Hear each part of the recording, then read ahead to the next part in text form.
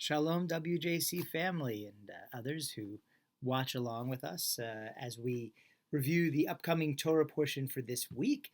It will be a parsha Terumah that we're reading, and often people think of parsha Terumah as sort of blueprints for the Mishkan, for the Tabernacle, this very sophisticated and fancy tent that is going to serve as the center of worship for the people as they wander in the desert until the eventual building of the Beit HaMikdash, the temple in Jerusalem.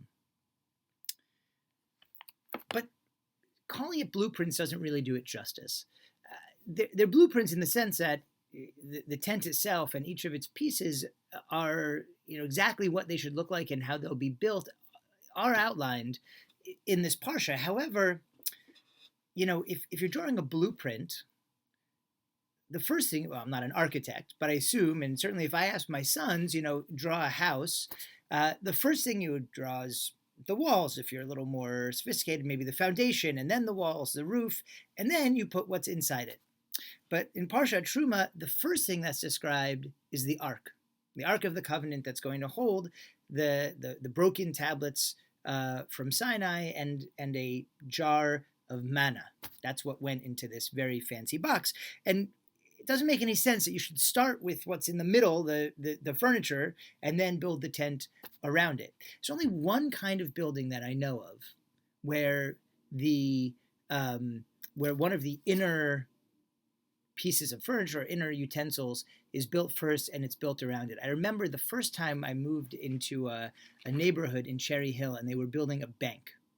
And nothing had been built. There were no walls, there was no anything, except the safe had already been put up and connected to the ground, and the whole bank was built around the safe, around the most valuable vessel in the place.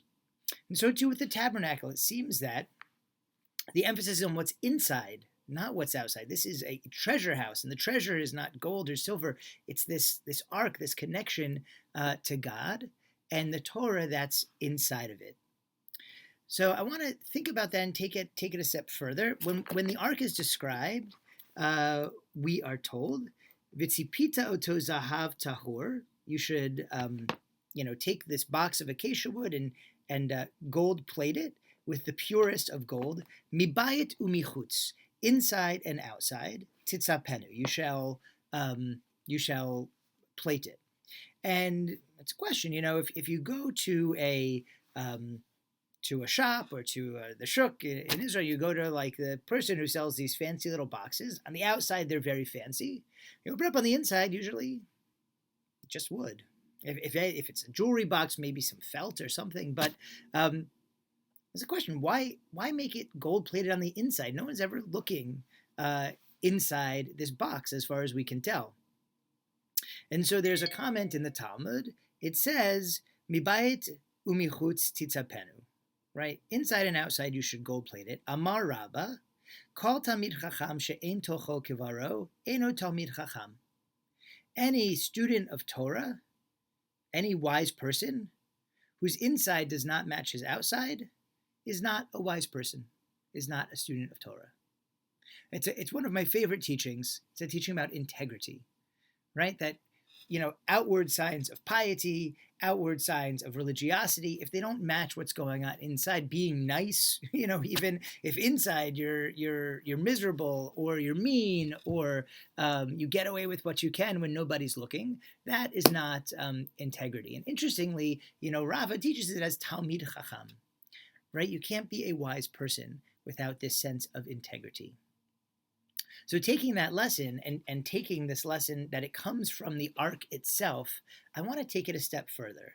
And remember that the valuable thing that's going to go into this ark are the tablets of the Torah and the manna. Two things that connect us deeply to God. Torah and this idea that God is giving us sustenance.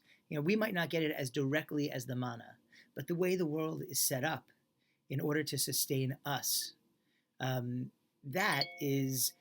gives us a connection to God that we might otherwise neglect. And that is from where this Rava draws this lesson. Because in this analogy, a person is the same as the ark. In other words, inside each of us is the ability to sustain others and our own Torah. When you go to learn from a rabbi, you say, "Oh, I love his Torah," or "I love her Torah." Is her Torah different from his Torah? Like, it's the Torah. The answer is it all comes from the same source, from the wisdom, the divine wisdom of holiness and sacredness. But indeed, one person's Torah is different from another person's Torah. In the same way, one person's tafkid in this world, the role that God gave them, is different from another person's tafkid, the role that God gave them. And when we talk about integrity, when we talk about the inside and the outside matching, there's that outer idea that I talked about with integrity, that the way we act in the world should match what's really going on inside.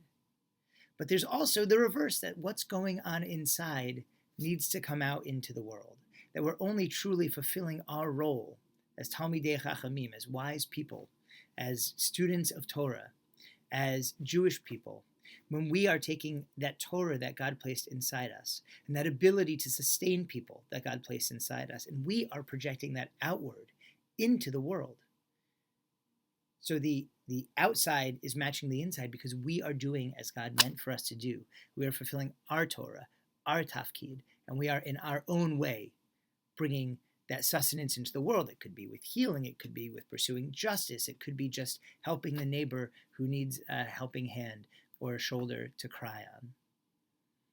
It's this beautiful teaching about integrity from the ark, from the vessel that holds Torah and holds God's sustaining power in this bank-like building, this treasure house built all around, this beautiful box layered with gold inside and out. And each of us belongs as the precious, valuable object inside that Mishkan.